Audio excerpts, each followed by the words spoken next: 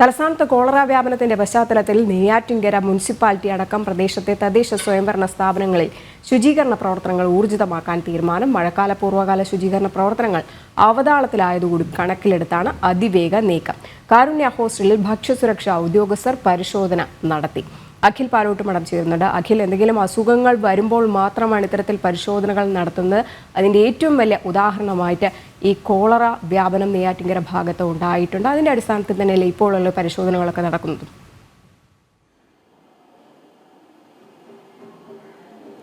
രജനി, കഴിഞ്ഞ ദിവസം ഉണ്ടായ കോളറ വ്യാപനവുമായി ബന്ധപ്പെട്ട് നെയ്യാറ്റിൻകര കാരുണ്യ ഹോസ്പിറ്റലിൽ ഇപ്പോൾ ഞാൻ നിൽക്കുന്ന ഇവിടെ ഭക്ഷ്യസുരക്ഷാ ഉദ്യോഗസ്ഥർ ഇവിടെ ഇപ്പോൾ പരിശോധന നടത്തുന്നുണ്ട്. കഴിഞ്ഞ ദിവസങ്ങളിലൊക്കെ തന്നെ ഇവിടെ ഉണ്ടായിരുന്ന ചില വെള്ളത്തിൻ്റെയൊക്കെ സാമ്പിൾ പരിശോധിച്ചിരുന്നു. കാരണം വെള്ളത്തിലൂടെയും ഭക്ഷണത്തിലൂടെയും മാത്രമാണ് ഈ കോളറ പടരാനുള്ള ഒരു സാധ്യത നിലനിൽക്കുന്നത്. അതുകൊണ്ട് കഴിഞ്ഞ വെള്ളിയാഴ്ചയാണ് ഈ സ്ഥാപനത്തിൽ നിന്നും ആദ്യമായി ഒരു മരണം റിപ്പോർട്ട് ചെയ്യുന്നത്. അതിന് പിന്നാലെ പരിശോധന നടത്തുമ്പോൾ പാചകം ചെയ്തതിൽ അച്ചാറ് മാത്രമാണ് അന്നവർക്ക് പരിശോധന നടത്താൻ കഴിഞ്ഞത്. അതുകൊണ്ട് തന്നെയാണ് ഇന്ന് ഭക്ഷ്യസുരക്ഷാ ഉദ്യോഗസ്ഥരെത്തി ഈ ഭക്ഷണം പാചകം ചെയ്യുന്ന സ്ഥലത്തും അതോടൊപ്പം തന്നെ ഭക്ഷണം പാചകം ചെയ്യാൻ ഉപയോഗിക്കുന്ന സാധനങ്ങളുമെല്ലാം തന്നെ പരിശോധിച്ച് അത് സീൽ ചെയ്ത് കൊണ്ടുപോകുന്ന ഒരു സാഹചര്യത്തിലേക്ക് എത്തുന്നത്. ഇവിടെ നഗരസഭയുടെ ഭാഗത്ത് നിന്നാണ് എന്നുണ്ടെങ്കിൽ 3 ഹെൽത്ത് ഇൻസ്പെക്ടർമാരെ പ്രത്യേക സ്ക്വാഡായി രൂപീകരിച്ച് ഇവിടെ ക്യാമ്പ് ചെയ്യിക്കുന്നുണ്ട്. കഴിഞ്ഞ ദിവസങ്ങളിലുണ്ടായ ഒരു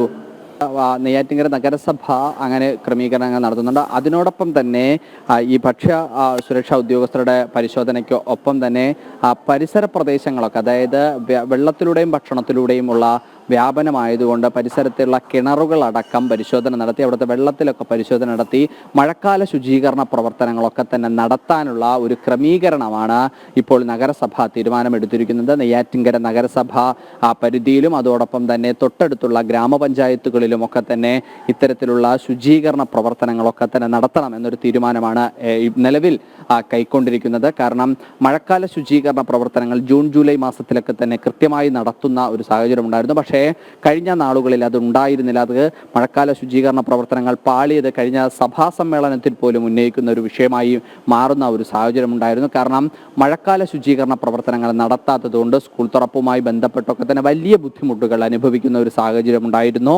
അതുകൊണ്ട് മുൻകൈ എടുത്ത് ഇത്തരത്തിലൊരു രോഗവ്യാപനം വീണ്ടും ഉൾക്കൊണ്ടുവരുന്നത് കൊണ്ട് തന്നെയാണ് അതിവേഗത്തിലൊരു നടപടിയിലേക്ക് മാറുന്നത്. കാരണം 2017 അവസാനമായി സംസ്ഥാനത്ത് കോളറ സ്ഥിരീകരിക്കുന്നത്. കഴിഞ്ഞ അപ്പോൾ 6 മാസത്തിനിടയിൽ 9 മരണങ്ങൾ പോലും റിപ്പോർട്ട് ചെയ്യുന്ന ഒരു സാഹചര്യം ഉണ്ടാകുന്ന ഒരു സ്ഥിതിവിശേഷവും ഉണ്ടായിരുന്നു. അതുകൊണ്ട് തന്നെയാണ് ഇത്തരത്തിലൊരു അതിവേഗ നീക്കത്തിലേക്ക് ഇപ്പോൾ കാര്യങ്ങൾ പോകുന്നത്. എന്തായാലും ഇപ്പോൾ ഭക്ഷ്യസുരക്ഷാ ഉദ്യോഗസ്ഥർ മാത്രമാണ് ഇവിടെ സ്ഥലത്തെത്തി പരിശോധന നടത്തുന്നത്. ഇന്നലെ ജില്ലാ ആരോഗ്യ ഉദ്യോഗസ്ഥരും അതുപോലെ തന്നെ തിരുവനന്തപുരം മെഡിക്കൽ കോളേജിലെ ഉദ്യോഗസ്ഥരും ഒക്കെ തന്നെ സ്ഥലത്തെത്തി പരിശോധന നടത്തിയിരുന്നു. നിലവിൽ 11 പേർ തിരുവനന്തപുരം മെഡിക്കൽ കോളേജിൽ ചികിത്സയിലുണ്ട്. ഒരു കുട്ടി 10 വയസ്സുള്ള ഒരു കുട്ടി തിരുവനന്തപുരം SITയിലും ചികിത്സയിലുണ്ട്. 2 പേര് ഐരാണിമുട്ടത്തെ ഐസൊലേഷനിലുമാണ് ചികിത്സയിൽ നിലവിലുള്ളത്. ബാക്കി എല്ലാവർക്കും കാര്യമായിട്ടുള്ള രോഗബാധ്യതയൊന്നുമില്ല എന്നതാണ് ഇവിടുത്തെ ഈ നടത്തിപ്പുകാരുമായി സംസാരിക്കുന്ന സമയത്ത് നമുക്ക് മനസ്സിലാക്കാൻ സാധിക്കുന്നത്.